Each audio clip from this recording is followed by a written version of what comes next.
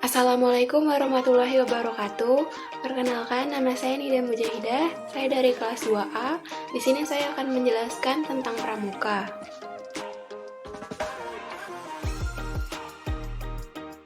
Tepuk pramuka.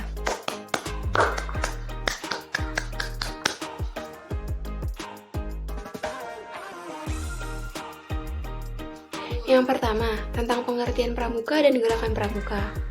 Pramuka merupakan sebutan bagi anggota gerakan pramuka yang meliputi pramuka siaga yang berusia 7-10 tahun, pramuka penggalang yang berusia 11-15 tahun, pramuka penegak yang berusia 16-20 tahun, dan pramuka pandega yang berusia 21-25 tahun. Selanjutnya, kelompok anggota yang lain yaitu pembina pramuka, andalan, pelatih, pamusaka, staf kuartir, dan majelis pembimbing. Seorang pramuka harus telah dilantik menjadi anggota gerakan pramuka dengan mengucapkan satya atau janji pramuka. Gerakan pramuka merupakan nama organisasi pendidikan non-formal yang menyelenggarakan pendidikan kepanduan yang dilaksanakan di Indonesia. Kata pramuka merupakan singkatan dari Praja Muda Karana yang memiliki arti rakyat muda yang suka berkarya. Jadi, intinya adalah pramuka merupakan sebutan bagi anggota gerakan pramuka, sedangkan gerakan pramuka merupakan bentuk organisasi pendidikannya.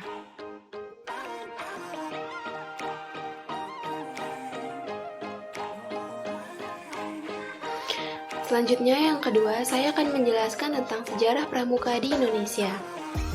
Di Indonesia, gerakan pramuka sudah ada sejak zaman kolonial Belanda. Pada tahun 1916, Mangkunegara VII di Surakarta memprakarsai berdirinya Javanese Pathfinders Organisasi. Setelah itu, bermunculan gerakan-gerakan sejenis yang dikelola oleh organisasi-organisasi pergerakan. Sebut saja Hizbul Wathan atau Muhammadiyah, National Pathfinders atau Budi Utomo, dan lain-lain. Menurut panduan Museum Sumpah Pemuda, gerakan kepanduan atau pramuka di tanah air secara nasional dimulai resmi pada tahun 1923 dengan berdirinya National Pathfinders Organisasi di Bandung dan Jong Indonesisch Pathfinders Organisasi di Batavia. Lalu dilebur menjadi Indonesisch National Pathfinders Organisasi atau INPO pada tahun 1926. Adapun istilah pramuka resmi digunakan untuk menyebut gerakan kepanduan nasional baru terjadi cukup lama setelah Indonesia merdeka, tepatnya pada 14 Agustus 1961. Gagasan itu muncul dari Presiden Soekarno yang ingin menyatukan seluruh gerakan kepanduan Indonesia. Oleh karena itu, setiap 14 Agustus diperingati sebagai Hari Pramuka. Misi utama gerakan pramuka adalah untuk mendidik pemuda dan pemudi Indonesia dari usia anak-anak demi meningkatkan rasa cinta tanah air dan bela negara. Istilah pramuka dicetuskan oleh Sri Sultan Hamengkubuwono IX, terinspirasi dari kata Poromuko yang berarti pasukan terdepan dalam perang. Namun, kata pramuka diejawantahkan menjadi Praja Muda Karana yang berarti jiwa muda yang gemar berkarya. Sultan Hamengkubuwono IX menjabat sebagai Ketua Kuartir Nasional Gerakan Pramuka pertama dan terpilih kembali sampai 4 periode selanjutnya hingga tahun 1974. Ia berjasa melambungkan pramuka Indonesia hingga ke luar negeri. Maka, gelar Bapak Pramuka Indonesia kemudian disematkan kepada beliau.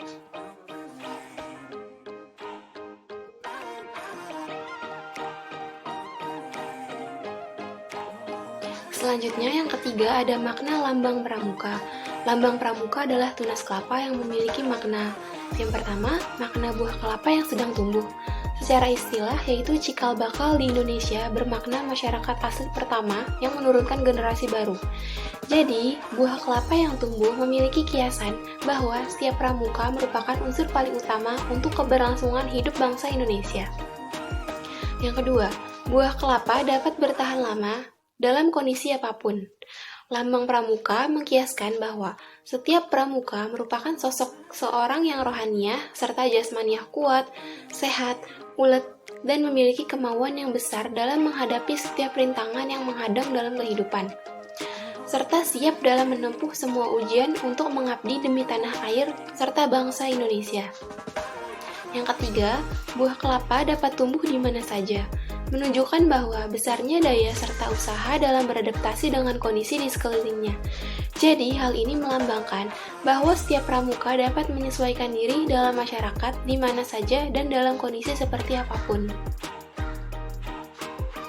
Yang keempat, buah kelapa tumbuh menjulang lurus ke atas.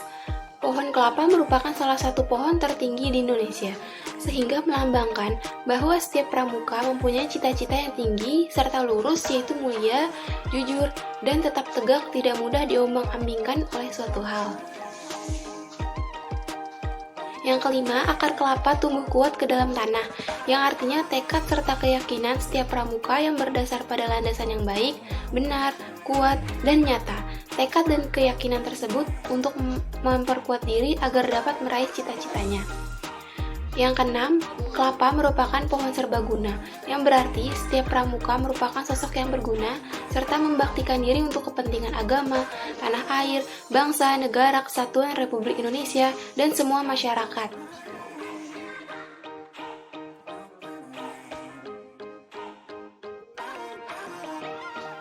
Selanjutnya yang keempat adalah struktur organisasi Gerakan Pramuka. Pramuka utama adalah Presiden Republik Indonesia. Yang kedua ada Majelis Pembimbing. Majelis Pembimbing ini dibagi lagi. Di tingkat nasional ada Mabinnas oleh Presiden, di tingkat daerah atau Mabida oleh Gubernur, di tingkat cabang atau Mabicak oleh Bupati atau Wali Kota, di tingkat ranting atau Mabiran oleh Camat, dan di tingkat gugus depan atau Mabigus dipilih dari anggota Mabigus.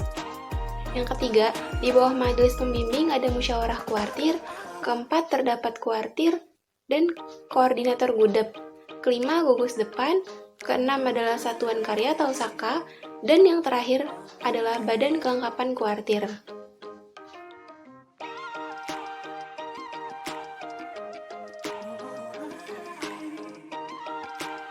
Selanjutnya yang kelima ada syarat kecakapan umum atau SKU adalah syarat kecakapan minimal yang wajib dimiliki oleh peserta didik untuk mendapatkan tanda kecakapan umum atau TKU setelah melewati ujian-ujian. Tanda kecakapan umum atau TKU merupakan sebuah tanda yang diberikan kepada para adik-adik pramuka siaga dan penggalang. Biasanya, tanda kecakapan umum akan berbentuk lambang yang diberikan kepada anak-anak pramuka yang sudah menyelesaikan tugas yang berada pada buku saku SKU atau syarat kecakapan umum.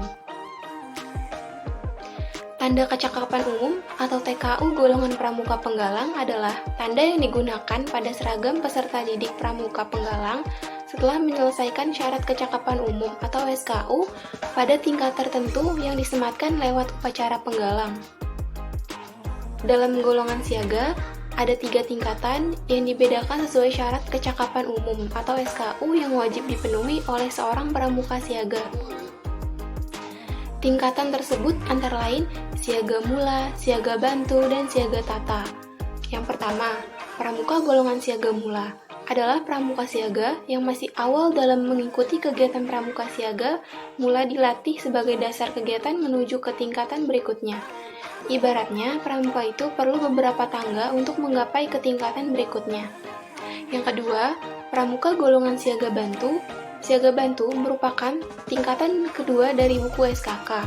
Tingkatan kedua seharusnya menjadi contoh bagi para adiknya yang lain, terutama bagi adik yang masih berjalan di siaga mula. Yang ketiga, pramuka golongan siaga tata. Siaga tata adalah tingkatan ketiga atau terakhir dalam syarat kecakapan umum. Satuan pramuka siaga. Setelah siaga mula dan siaga bantu, pramuka siaga yang telah menyelesaikan SKU, siaga tata dapat mengikuti pramuka Garuda untuk golongan pramuka siaga. Pada pramuka siaga, lambang TKU berbentuk jajar genjang dengan warna dasar hijau dan berisi gambar bunga kelapa berwarna putih. TKU siaga terdiri atas 3 tingkatan, antara lain TKU siaga mula, siaga bantu, dan siaga tata. Setiap tingkatan dilambangkan dengan jumlah yang berbeda. Untuk siaga mula, lambang terdiri atas 1 susun, siaga bantu 2 susun, dan siaga tata 3 susun. TKU pramuka siaga dipasang di lengan baju sebelah kiri. Syarat kecakapan umum pramuka terdiri dari: yang pertama, ada penggalang ramu. Syarat kecakapan umum pramuka penggalang ramu diibaratkan sebagai komponen-komponen mentah yang terpisah dan berdiri sendiri-sendiri serta belum termanfaatkan dengan baik. 1. Saat itulah mereka disatukan menjadi kesatuan yang padu, komplit, dan berdaya guna. Yang kedua, ada penggalang rakit. Penggalang rakit artinya mulai merakit atau menyusun hal-hal yang sudah dikumpulkannya pada tingkatan sebelumnya, untuk memantapkan diri di tingkatan selanjutnya. Penggalang rakit adalah tingkatan kedua dalam syarat kecakapan umum satuan pramuka penggalang setelah penggalang ramu dan sebelum penggalang terap. Yang ketiga, ada penggalang terap. Penggalang terap adalah tingkatan ketiga atau tertinggi dalam syarat kecakapan umum satuan pramuka penggalang setelah penggalang ramu dan penggalang rakit. PKU penggalang berbentuk huruf V dengan sisi pendek 1,3 cm dan sisi panjang kaki 4,5 cm. Kedua kakinya membentuk sudut 120 derajat dan berwarna dasar merah. Di dalamnya terdapat gambar mayang terurai atau bertangkai bunga kelapa 3 buah dan berwarna putih.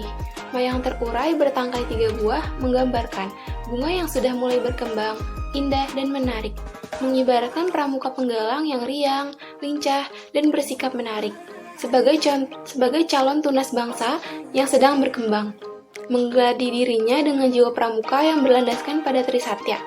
Mayang yang terurai ke samping mengibaratkan makin terbukanya pandangan pramuka penggalang dan menerima pengaruh yang baik dari lingkungan sekitarnya. Tanda kecakapan umum pramuka penggalang ada 3 tingkatan, yaitu penggalang tingkat ramu berbentuk 1 huruf V, penggalang tingkat rakit berbentuk 2 huruf V, dan penggalang terap berbentuk 3 huruf V.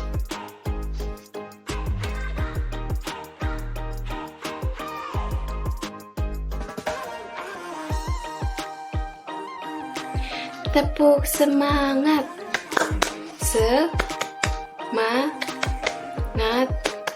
Semangat, yes. Sekian dari saya, kurang lebihnya mohon maaf. Wassalamualaikum warahmatullahi wabarakatuh.